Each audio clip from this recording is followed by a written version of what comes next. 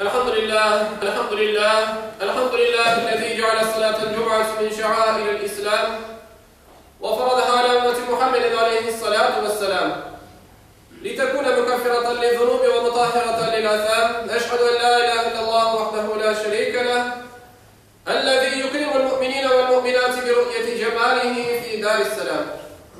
ونشهد أن سيدنا وسندنا ومولانا محمدا عبده ورسوله المبعوث بالدعوة وهي إلى دار السلام. صلى الله تعالى عليه وعلى آله وأولاده وأزواجه وأصحابه وأتباعه وخلفائه الراشدين المرشدين المهديين من بعده ووزرائه الكاملين في عهده، خصوصا منهم على الأئمة خلفاء رسول الله على التحقيق أمير المؤمنين حضرة أبي بكر وعمر وعثمان وعلي وعلى بقية الصحابة والتابعين رضوان الله تعالى عليهم أجمعين. أيها المؤمنون الحاضرون، اتقوا الله وأطيعوه، إن الله مع الذين اتقوا والذين هم محسنون. قال الله تعالى في كتابه الكريم: أعوذ بالله من الشيطان الرجيم، بسم الله الرحمن الرحيم: ولا تباشروهن وأنتم عاكفون في المساجد تلك حدود الله فلا تقربوها كذلك يبين الله آياته للناس لعلهم يتقون. صدق الله العظيم. وقال رسول الله صلى الله عليه وسلم: هو يعكف الذنوب ويجرى له من الحسنات كعامل الحسنات كله. صدق رسول الله ونطق حبيب الله فيما قال أو كما قال. Saygılar ve hürmetli Müslümanlar, bizim bugünkü hutbemizin mevzusu itikaf hakkında olacaktır. Saygılı Müslümanlar, insanların imanda kemalga ve iyi bir alga erişmesinde, kalplerinin bid'at ve dalalet karanlıklarından korunmasında ve zihinlerimizin hakikat nurundan aydınlanmasında, Peygamberimizin sünnetleri üzerinde hareket etmenin musbet bir tesiri vardır. Resulullah sallallahu aleyhi ve sellem'in yürüdüğü yol ve tuttuğu usul sünnettir.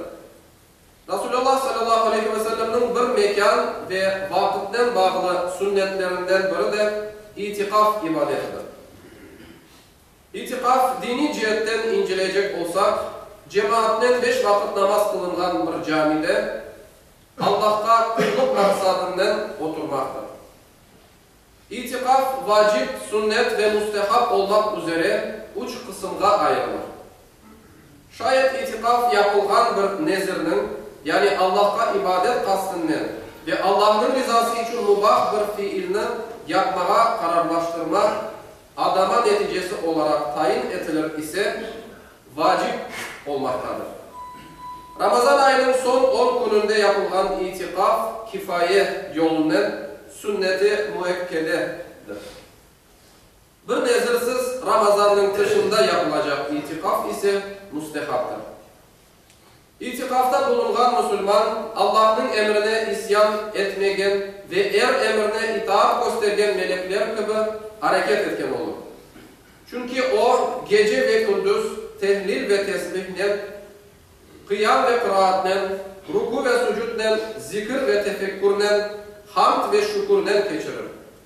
Bunun gibi ibadetlerinden meşgul olan mümin, insani arzulardan çekte durur. Bu gibi hikmet ve faydalardan dolayı Peygamber Efendimiz Ramazan'da 10 gün itikaf yaparken, son sene 20 gün itikaf yaparken.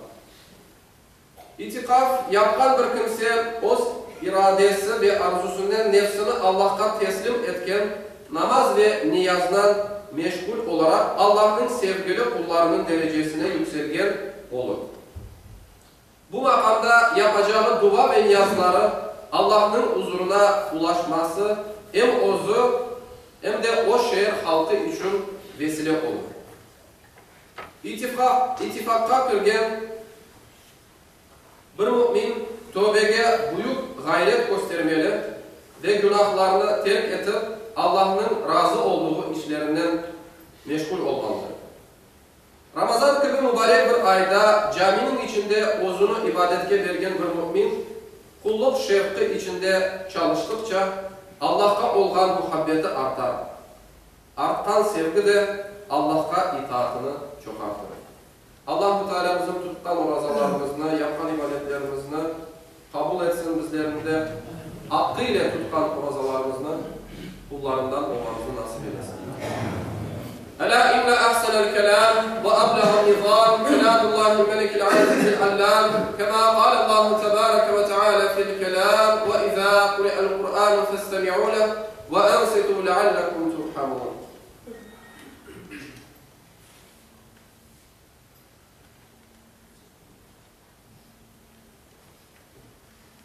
Elhamdülillah, elhamdülillah, elhamdülillahi hamdel kamilina ve salatu ve selamu ala Resulina Muhammedin ve ala alihi ve sahbihi ecma'in.